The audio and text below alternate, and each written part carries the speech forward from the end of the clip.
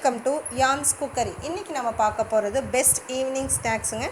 Lockdown பீரியடில் வெளியே போய் நம்மளால் ஸ்நாக்ஸ் வாங்க முடியாத காரணத்தினால இந்த ஸ்நாக்ஸ் எனக்கு ரொம்ப ஹெல்ப்ஃபுல்லாக கை கொடுத்துச்சுங்க.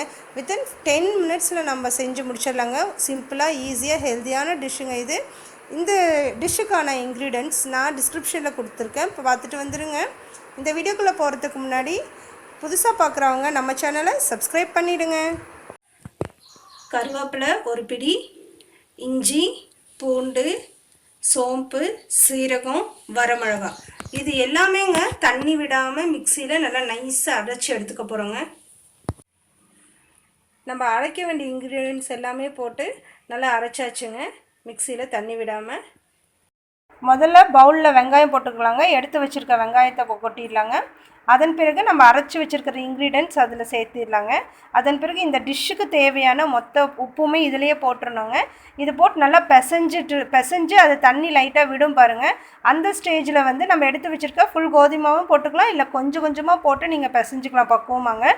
அதுக்கப்புறம் உங்களுக்கு தண்ணி பத்தலைன்னா லைட்டாக தெளிச்சுக்கோங்க. தெளித்து நீங்கள் பிசையணும்.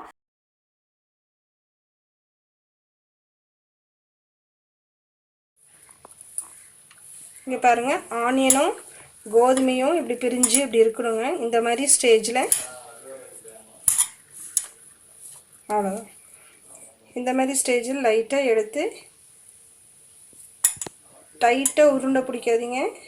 இப்படி ரொம்ப மெதுவாக உருண்டை பிடிச்சிக்கோங்க. இந்த மாதிரி அவ்வளோதான், அப்படியே போட போகிறோங்க. ரொம்ப மெலிசா இல்லைங்க. பாருங்கள், இந்த மொத்தத்துக்கு வடை மாதிரி நம்ம தட்டிக்கலாங்க. லைட்டாக தட்டி இப்போ என்ன காஞ்சி வச்சுங்க. இந்த மாதிரி வடை மாதிரி நம்ம தட்டி எடுத்து ஒன்றா போட்டுடலாங்க. மீடியம் ஃப்ளேமில் வச்சு எடுத்து பொரிக்கணுங்க.